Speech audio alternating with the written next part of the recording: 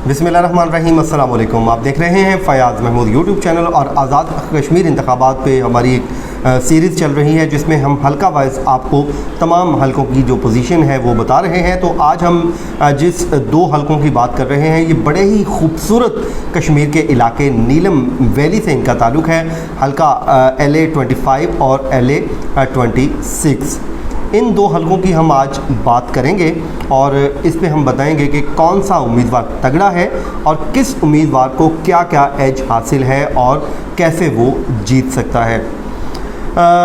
देखें जी, सबसे पहले तो हम बात करेंगे मुस्लिम लीग नून ने मरियम नवाज़ को इस हलकों में जब बुलाया तो 9 और 10 जुलाई 2 दिन उन्होंने नीलम वैली पर जोर लगाया। उसकी वजह क्या है? उसकी वजह यह है कि एक तो इनका ये स्ट्रॉन्ग होल्ड है, मुस्लिम लीग नून यहाँ पे खासी स्ट्रॉन्ग है और वो ये समझते हैं कि इन दो हलकों के ऊपर अपना मज़ीद जो है ज़ोर लगाएं ताकि एक यकीनी बना लिया जाए कि जो सीटें हैं वो दोनों की दोनों हम जीत जाएंगे।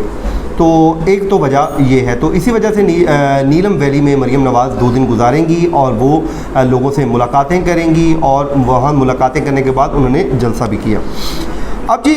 अब आते हैं हम उम्मीदवारों के ऊपर ताकि हम अपनी बात को आगे बढ़ाएं। लेकिन जो TLP है वो यहाँ पर भी खासी अब मज़बूत हो रही है और वो उसकी कैसे वो यहाँ पे मज़बूत हो रही है वो हम इस वीडियो में बात करेंगे। तो नून लीग ने जी यहाँ पे जिस उम्मीदवार को मैदान में उतारा है वो हैं शाह ग़ुलाम कादिर। ये स्पीकर हैं रहे हैं इसके कश्मीर में आज़ाद कश्मीर की जो लेजिस्लेटिव असेंबली है। इनका थोड़ा सा बैकग्राउंड मैं आपको बता देता हूँ कि एक तो मुस्लिम लीग नून ये बनाने वालों में है जो कश्मीर में जब आज़ाद कश्मीर में बनाएगी मुस्लिम कॉन्फ्रेंस को समझें तोड़ने में यही आगे थे और इन्होंने भरपूर किरदार अदा किया और मुस्लिम लीग नून को कामयाब करवाने में अपना किरदार भी अदा किया। अच्छा, 2016 में ज़ाहिर है मुस्लिम लीग नून ने भारी अक्सरियत से उस इंतखाबात को जीता, तो उसमें ये शाह ग़ुलाम कादिर ही थे जिन्होंने कश्मीर में सबसे ज़्यादा यानी कि भारी मार्जिन के साथ बड़ी लीड के साथ अपने मुखालिफ उम्मीदवार को शिकस्त दी। यानी कि उस टाइम पीपल्स पार्टी के उम्मीदवार मियाँ अब्दुल वहीद उनके मद्दे मुकाबिल थे, उनको वो शिकस्त दी।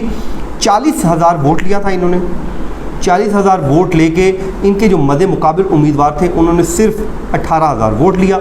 यूँ 22,000 की लीड से ये इंतखाबात जीतने में कामयाब ठहरे थे। अब इनका वहाँ पे और क्या पोजीशन है? ये एक तो जी शाह ग़ुलाम कादिर साहब वहाँ पे सुनने में आ रहा है कि ये लोगों के जो काम हैं वो भी करते हैं और ये भी कहते हैं कि इवन के जो उनके मुखालिफिन अगर वो भी आएँ तो उनके भी काम करते हैं।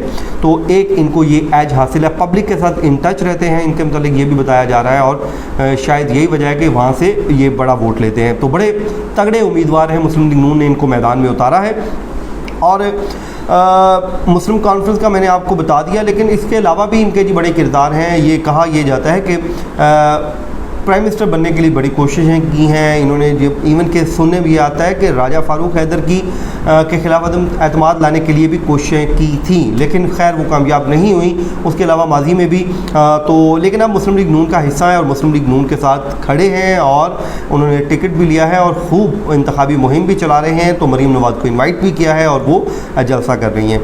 अब आए जी मियाँ अब्दुल वहीद। ये वही मियाँ अब्दुल वहीद हैं जिनका पिछले जो इंतखाबात हैं उसमें इनके साथ मुकाबला था। मियाँ अब्दुल वहीद बेसिकली ये जो हल्के हैं थोड़े से तब्दील भी हुए, तो इसलिए जो मियाँ अब्दुल वहीद को यहाँ पे वो एज हासिल नहीं है जो उनको पहले था। LA 26 में खैर उन्हें हासिल है, तो अब भी वो पीपल्स पार्टी के टिकट पे इंतखाब में हिस्सा ले रहे हैं। अच्छे उम्मीदवार हैं, भरपूर मुकाबला करने वाले उम्मीदवार हैं और वो इनका मुकाबला करने की पोजीशन में भी हैं। लेकिन यहाँ पे इनके ऊपर इस हल्के की हद तक 25 की हद तक एज हासिल है PTI के सरदार गुल का। उसकी वजह यह है कि एक तो जी वो हुकूमती उम्मीदवार हैं, आपको पता है फेडरल गवर्नमेंट उनकी है और माजी में रिवायत ये रही है कि जिसकी फेडरल गवर्नमेंट होती है वो आमतौर पे कश्मीर में या गिलगित बल्तिस्तान में हुकूमत तश्कील देता है। तो एक इनको एज हासिल ये है।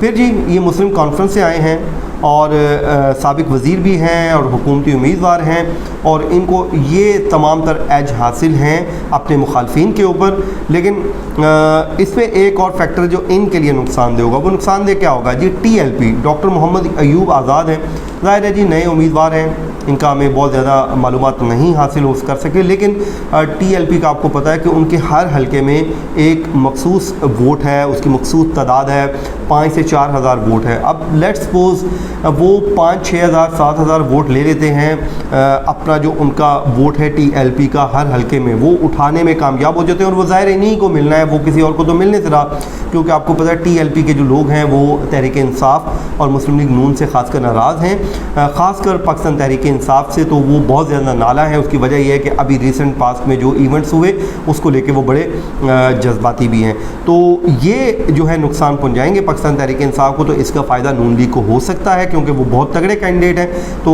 यहाँ पे इम्कान ये है कि शाह गुलाम कादर इलेक्शन जीत जाएंगे। अब आए जी LA-26 की बात कर लेते हैं। PMLN के यहाँ पे राजा बशीर हैं, और इनसे मुतल्लिक़ ये कहा जाता है कि जी ये फलाही कामों में पेश होते हैं, महकमा एजुकेशन में रहे हैं, और इनकी जो नेक नामी से मतलब कहा जाता है कि इनकी नेक नामी है लोगों में कि ये फलाही काम करते हैं। इवन कि जब कोरोना आया उसमें भी लोगों को ये राशन वगैरह ये वो तकसीम करते रहे। अब ज़ाहिर है हमने तो इन्फॉर्मेशन ली, हमारे जो सोर्सेज वहाँ पे हमें बताते हैं, तो उसकी बेस पे ही हम ये बात कर रहे होते हैं। इसमें 100% यार उसमें वो कुछ चीज़ें ऊपर नीचे हो जाती हैं, लेकिन इनसे मुतल्लिक़ ये है कि नेक नामी है इनकी वहाँ पे, और ऊपर से मुस्लिम लीग नून का टिकट इनके पास है, और नीलम में मुस्लिम लीग नून का एक अपना वोट बैंक भी है, और बरादरीज़म के अलावा दूसरे फैक्टर भी हैं, नून लीग का एक टिकट है उनके पास। तो ये बड़े अच्छे तगड़े कैंडिडेट मुस्लिम लीग नून ने यहाँ पे भी मैदान में उतारे हैं।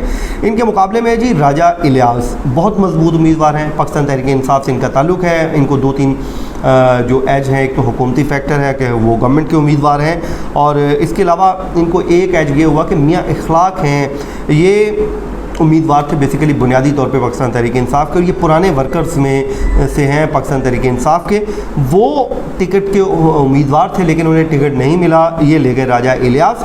लेकिन अब अच्छी इनके लिए बात ये कि राजा इलियास को वो सपोर्ट कर रहे हैं। अब देखना ये होगा कि दिल से सपोर्ट करते हैं कि नहीं। अगर दिल से सपोर्ट किया तो वो वोट भी अगर डलवाते हैं तो फिर तो फ़ायदा होगा। अगर उन्होंने हाँ कह दी कि जी मैं आपको वोट डलवाऊंगा, लेकिन अंदरों अंदर गेम पा जान तो फिर नुकसान हो सकता है इनको।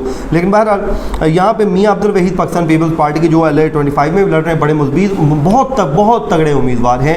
यहाँ पे बहुत टफ कंपटीशन होगा, और वो ज़ाहिर है वो भी जीतने की पोजीशन में है। या इस हल्के में प्रेडिक्ट करना बहुत मुश्किल है, तीनों उम्मीदवार बहुत मजबूत हैं, लेकिन यहाँ पर फिर TLP के उम्मीदवार हैं, और वो मियाँ हबीब नक्शबंदी हैं। ये आपको पता है मियाँ हबीब नक्शबंदी साहब जो हैं वो TLP ने उनको मैदान में उतारा है, और वो फिर वही फैक्टर कि वो अपना जो उनका एक वोट है वो वोट बैंक अपना ज़रूर उठा लेंगे, और उसका किसी न किसी को ज़रूर वो नुकसान भी पहुंचाएंगे। तो ये LA-26 और 25 की कुछ डिटेल थी आपके साथ शेयर की। अब आगे भी हम इंशाल्लाह अगली जो वीडियोज़ में अगले हल्कों को डिस्कस करेंगे। तो अपना फीडबैक कमेंट बॉक्स में देना मत भूलिए। मुझे दीजिए इजाज़त, अल्लाह हाफिज़।